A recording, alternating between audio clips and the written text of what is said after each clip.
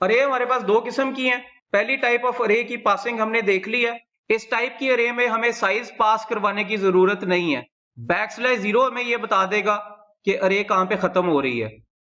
अब लेते हैं दूसरी किस्म की अरे की discussion, that is non C strings. You will have to pass the address of 0th index to these arrays and also you will have to pass the complete size. अगर आप यहाँ पे साइज नहीं पास करेंगे तो इन arrays में हमारे पास कोई तरीका नहीं है कि हम ये डिटरमिन करें कि ये अरे कहां पे खत्म हो रही है। कोई तरीका नहीं है हमारे पास। एक अरे लेते हैं यहाँ पे जिसका साइज है हमारे पास कांस्टेंट 5। एक इंटीजर अरे डिक्लेयर करते हैं, उसके अंदर साइज जितनी वैल्यूज पड़ी हुई हैं और लेट से उसके अंदर जो वैल्यूज हम रखवा रहे हैं, पहली वैल्यू है -3। ये आपके पास 5 वैल्यूज पड़ी हुई हैं अरे में। हम इस अरे को पास करवाना चाहेंगे एक फंक्शन को और हम ये चाहेंगे कि वो फंक्शन इन वैल्यूज को डिस्प्ले करे। लेट्स फर्स्ट ऑफ ऑल सी कि ऐसे फंक्शन की प्रोटोटाइप क्या होगी। Since we are not returning anything, we are just displaying the values, तो इस फंक्शन की जो रिटर्न टाइप होगी that should be void. Let's say कि इस फंक्शन का नाम जो हम रखना चाह रहे हैं that is display array. It is taking 2 parameters as an input. पहला पैरामीटर है आपके पास एक इंटीजर टाइप की array.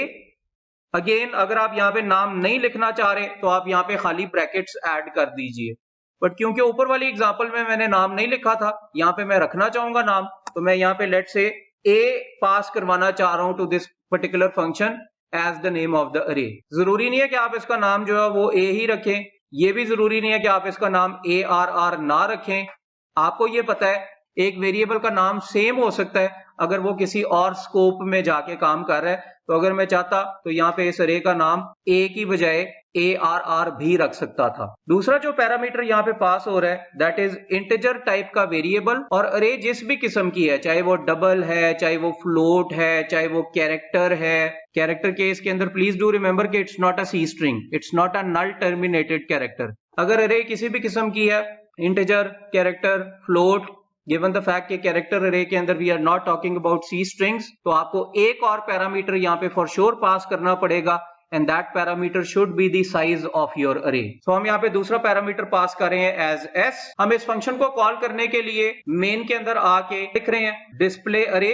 डिस्प्ले अरे के अंदर मैं सबसे पहले यहाँ पे arr पास करूंगा और दूसरा जो पैरामीटर मैं यहाँ पे पास करूंगा that would be the size of your array, which in our case is the variable size.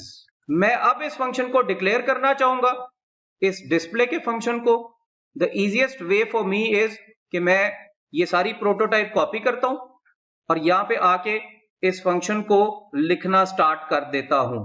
सबसे पहले ये देख लेते हैं कि इस पर्टिकुलर कॉलिंग के अगेंस्ट मेमोरी मैप कैसा बनेगा। सबसे पहले मैं यहाँ पे दिखाना चाहूंगा मेन का स्कोप। मेन के स्कोप के अंदर मैंने यहाँ पे एक arr डिफाइन की है जिसके अंदर 5 वैल्यूज पड़ी हुई हैं।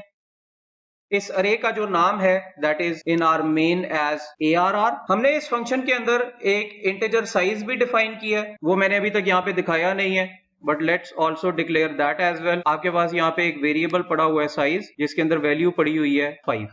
आगे जाके आप ये देखेंगे कि मैं ये कह दूंगा कि आपने जो अरे को पास किया हुआ है वो एक पॉइंटर में पास किया हुआ है, और पॉइंटर हमारा नेक्स्ट कॉन्सेप्ट है।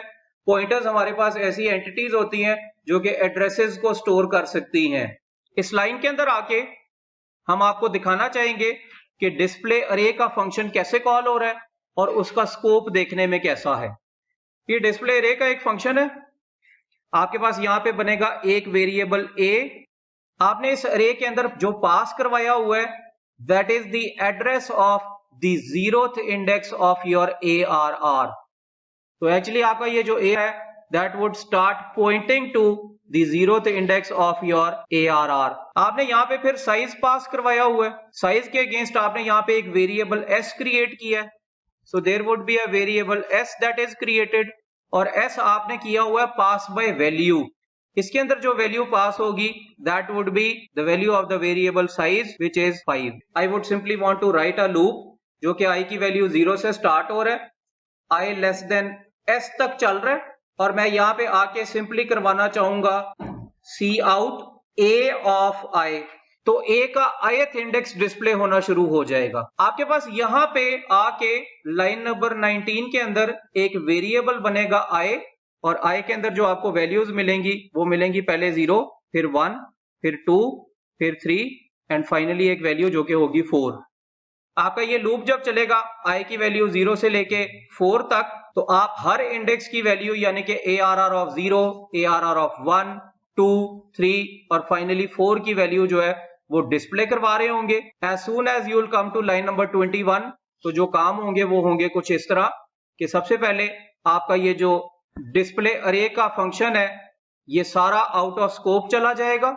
ए वेरिएबल इंडेक्स 0 को काइंड ऑफ पॉइंट कर रहा था, जो रेफरेंस आपने स्टोर किया, जो एड्रेस आपने स्टोर किया हुआ था ए के अंदर इंडेक्स नंबर 0 का, वो यहां से डिलीट होगा और प्रोग्राम को जब आप चलाएंगे तो आपको डिस्प्ले होके मिलेंगी all the values which were present in your अरे विच आर -3, 65, 0, -20 एंड 987। तो बड़ा ही सिंपल सा कॉन्सेप्ट है जी।